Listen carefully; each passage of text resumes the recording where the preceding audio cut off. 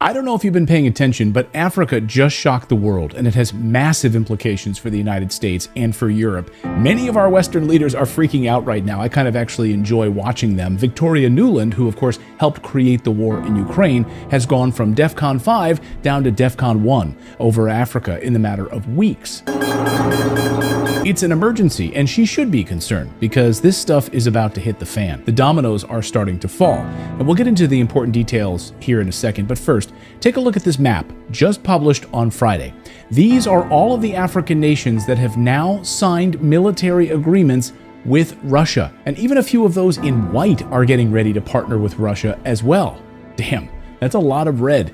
Now, we'll come back to that map in a moment, but first, this weekend we saw dramatic developments, Russian flags raised in the air throughout the continent. First to Niger, the country that started it all. Russian flags everywhere, and according to France 24 news service, the government of Niger has now signed a contract with the Russian Wagner Group for security.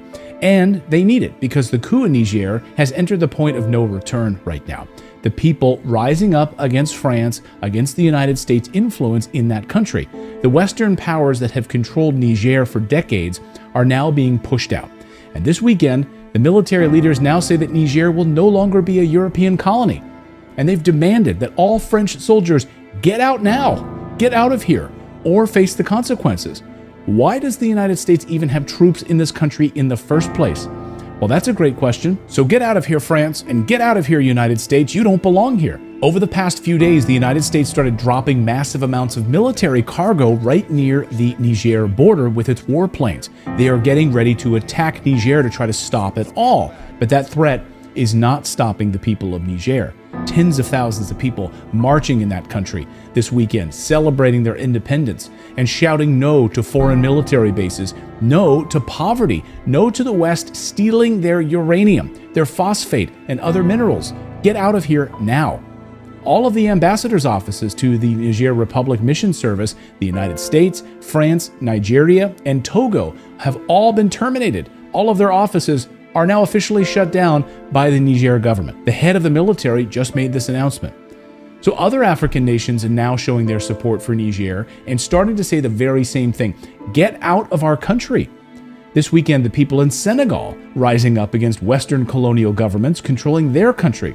The CIA, MI6, and other Western intelligence services are doing whatever they can right now, spinning their wheels trying to hold on to power in these countries with their puppet governments. The people in West Africa are fiercely anti-American imperialism, so it wasn't a surprise then to see the country of Guinea announce they are supporting Niger as well. La République de Guinée réaffirme par ce communiqué sa vision panafricaniste en apportant sa solidarité à la population nigérienne. This is massive. Colonel Douglas McGregor says the people who've had their minerals stolen for years are saying enough is enough. Get out of my country. The Africans are fed up with it. And so this is an example in Niger where a supposedly U.S.-backed government with a U.S.-trained military suddenly turned around and said, I think all of you white people need to get out of here. We've had it with you. Go away. Go. Europeans leave. Again, we'll get around to the uranium and gold part of this story in a moment, which is arguably the most important part of this story. But first, a story that no one's talking about is the massive pipeline that is nearly set to go online. Now, it starts in Nigeria. It flows through Niger on its way up into Europe.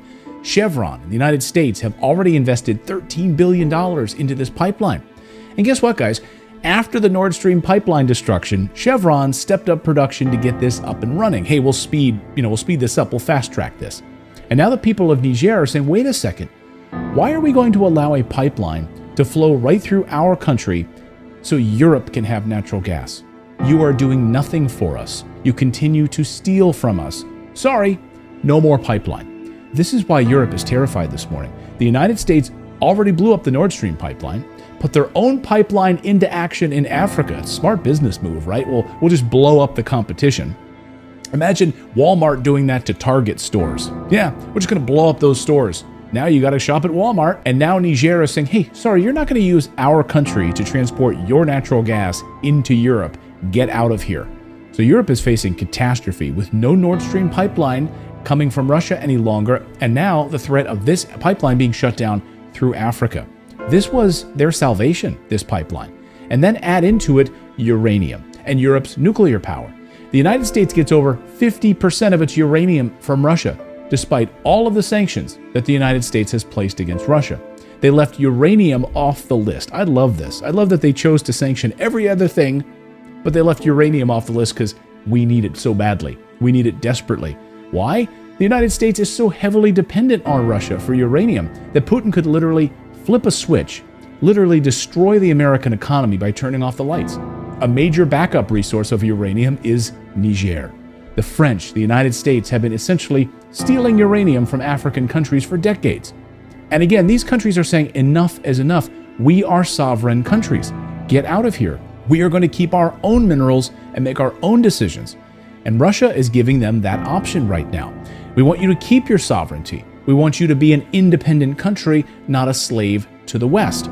Listen to Africa Bureau Chief Musa Ibrahim explain how the people of Africa want to gain back their wealth, their minerals, stop giving it away to America and Europe. What people want is to gain back their wealth, back their uranium, their gold, their iron, their phosphate, their oil, their gas. And this scares the West because this means the true democracy will take place in Africa when people actually own their own land and the wealth of Africa does not go untaxed, unsupervised from the mines in Niger to the banks of Paris and the financial sector in Britain.